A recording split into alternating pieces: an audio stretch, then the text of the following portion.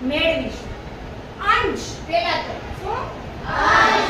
અંશ એટલે જે ખૂણો માપી રહ્યા છીએ, આપણે જે ખૂણો બનાવીએ છીએ એ અંશમાં મપાય છે. કેમાં મપાય છે? અંશમાં. બરાબર. તો હવે ક્યાંક ને ક્યાંક અહીંયા જુઓ આકારોની અંદર કોઈક ને કોઈક જગ્યાએ ખૂણાઓ જોવા મળે છે. તો તમને ખૂણાની માહિતી તો ખબર છે ને કે ખૂણો કોને કહેવાય? ચલો તો આમાં મને કોઈ કહેશો કે આપણા આખા ક્લાસની અંદર ક્યાં ક્યાં ખૂણાઓ જોવા મળે છે? આગળ ઊંચું કરશો. બોલ છે બેટા. કબાટમાં. ખૂબ સરસ. અહીંયા એક કબાટ છે, ત્યાં ખૂણો જોવા મળે છે. ઓલા ઘરમાં ત્રિકોણ છે. ઓકે, ઘરમાં ત્રિકોણ છે. ખૂબ સરસ. સરસ. આ ઘરની અંદર, આ રૂમની અંદરનો ખૂણો. પછી ખોખાની અંદર છે. સરસ. પછી ટીવી માં. ખૂબ સરસ. બોર્ડ માં. ખૂબ સરસ. ચિત્રમાં. સરસ. ટેબલ માં. બહુ સરસ. બારીની અંદર. ખૂબ સરસ. કેલેન્ડર છે, ત્યાં પણ ખૂણો બને છે. ખૂબ સરસ. દરવાજામાં. ખૂબ સરસ. આ ચિત્રની અંદર. Very good. પંખામાં ખૂણાઓ. સરસ. પછી આવલા બોધમાં. ખૂબ સરસ. Very good. તો પ્રેમ માટે 3 તાળી. 1 2 3. 1 2 3. 1 2 3. ખૂણાની ખબર કેવી પડે છે? પછી ફોટામાં. ખૂબ સરસ. ફોટાની અંદર. સરસ. પછી ખુરશીમાં. બુકની અંદર. સરસ. પુસ્તકમાં. લાદીની અંદર. ખૂબ સરસ. સરસ. ટીવીની અંદર. બસ સરસ. તમને મળ્યું? ક્યાં? તે કીધું. કોણે કીધું? બાકી કોણ હતું? બહાર દરવાજામાં. ખૂબ સરસ. આ રીતે આપણને દરેક જગ્યાએ ખૂણાઓ જોવા મળે છે. હવે એનું જે માપન છે, ખૂણાનું માપન જે છે એ કોના દ્વારા કરવામાં આવે છે? કોણ માપક દ્વારા કરવામાં આવે છે. કોના દ્વારા કરવામાં આવે છે? કોણ માપક દ્વારા કરવામાં આવે છે. આ જે છે એ શું છે? કોણ માપક છે. શું છે? કોણ માપક.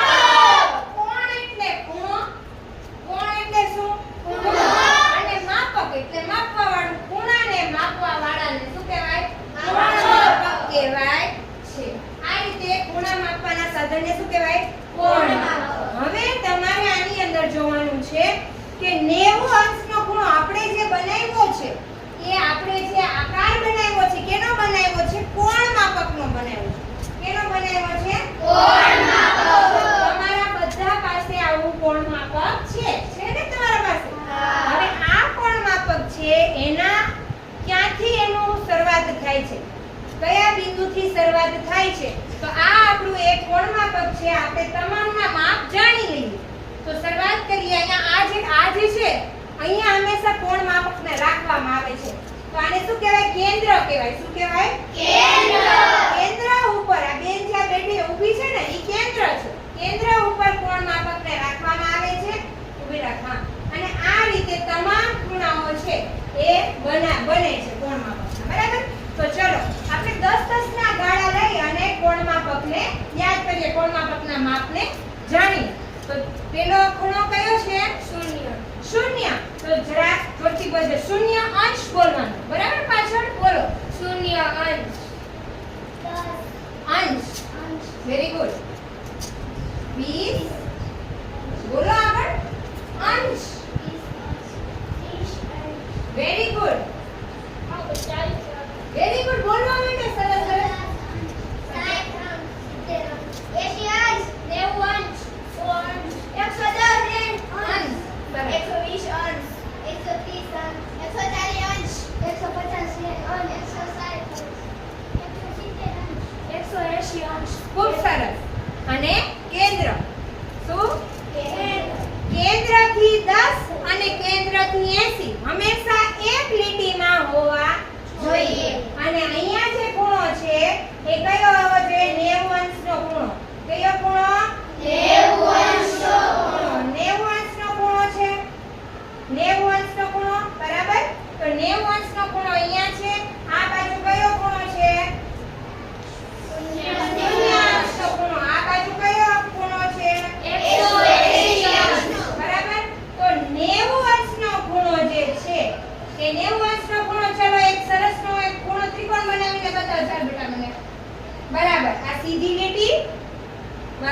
મિલાવો. Very good. આ પછીની અને હતો ત્યારે ત્યાં એક ખૂણો આવી જાય છે. વેરી ગુડ, ખૂબ સરસ. તો આપણે ખૂણો કેવી રીતે બનાવ્યો? પહેલા તો આ સીધી લીટી 90 અંશનો ખૂણો કાટકોણ ત્રિકોણ. કેવો ત્રિકોણ? કાટકોણ ત્રિકોણ. કાટકોણ ત્રિકોણ એટલે 90 અંશનો જે ખૂણો બનાવે છે, બરાબર? જે ત્રિકોણ 90 અંશનો ખૂણો બનાવે છે તેને કાટકોણ ત્રિકોણ કહે છે. એટલા માટે પહેલા સેલ્વીબેન છે એ પહેલા સીધે સીધા અહીંયા આવ્યા, હાથ મિલાવ્યો અને પછી આ સાઈડ સીધે સીધા શૂન્ય પાસે હાથ મિલાવ્યો અને પાછા હતા ત્યાં ને ત્યાં પોતાની જગ્યાએ પાછા આવી ગયા. આ રીતે જે ત્રિકોણ બન્યો એ ત્રિકોણ કેવો ત્રિકોણ બન્યો?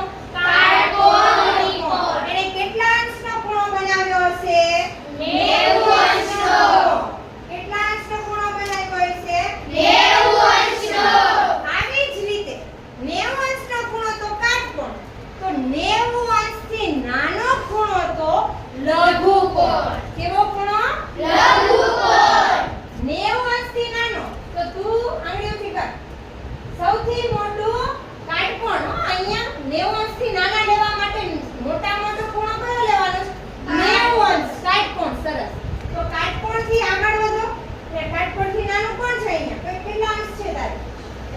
80 70 50 40 30 10 તો 90 થી નાના એટલે 90 અંશથી નાના એટલે કે આપણે કહી શકાય કે શૂન્ય અંશનો ખૂણો જો બનાવવામાં આવે સીધી લીટી તો એ કેવો છે? ખૂણો નથી. ખૂણો બને છે? એક પણ ખૂણો બનતો નથી. પણ એક અંશનો થોડોક બને, પછી 2 3 4 5 6 7 8 9 10. બરાબર? આ 10 અંશનો ખૂણો બન્યો. પછી એવી રીતે આગળ આગળ આગળ આગળ આગળ આગળ આગળ આગળ વધતા વધતા 89 અંશ સુધીના જે ખૂણાઓ છે 89.5 6 અને 90, તો 90 સુધી પહોંચવા માટેના જે ખૂણા છે એને શું કહેવાય છે? લઘુકોણ કહેવાય છે. કેવા ખૂણા કહેવાય છે?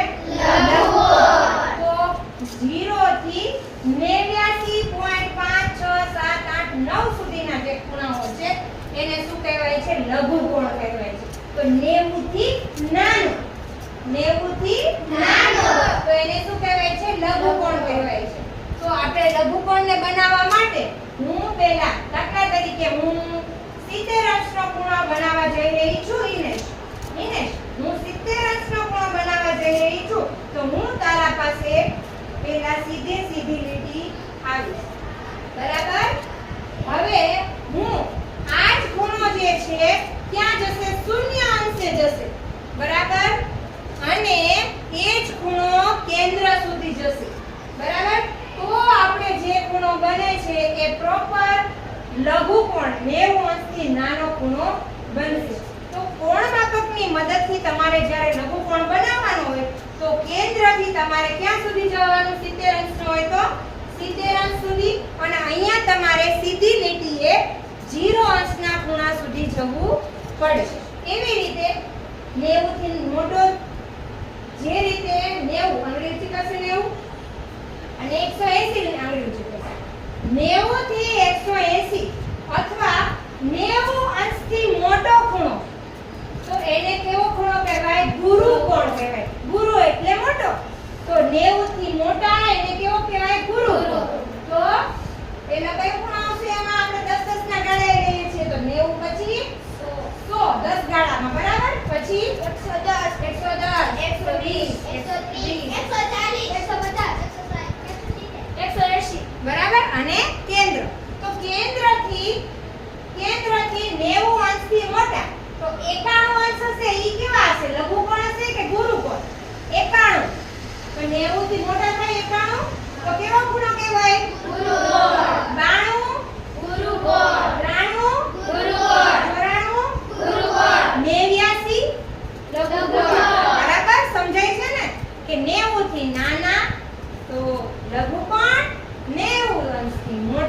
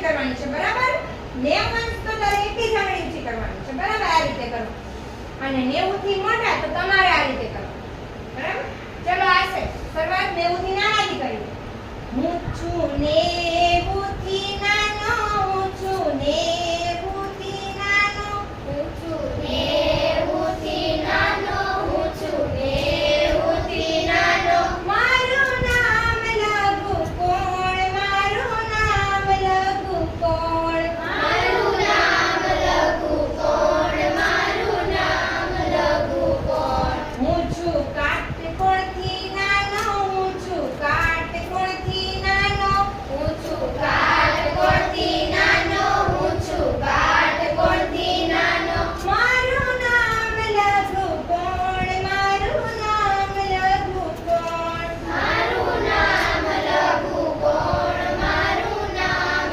લઘુ કોણ હવે આપણે કાટકોણનું લઈએ હું છું લઘુથી મોટો હું છું લઘુથી મોટો હું છું ગુરુથી નાનો હું છું ગુરુથી નાનો હું છું 90 જેવડો ખૂણો હું છું 90 જેવડો ખૂણો મારું નામ કાટકોણ મારું નામ કાટકોણ મારું નામ કાટકોણ મારું નામ કાટકોણ હવે ગુરુ કોણે જઈએ બરાબર તો હું છું 90 થી મોટો હું છું 90 થી મોટો હું છું 90 થી મોટો હું છું 90 થી મોટો મારું નામ ગુરુ કોણ મારું નામ ગુરુ કોણ મારું નામ ગુરુ કોણ મારું નામ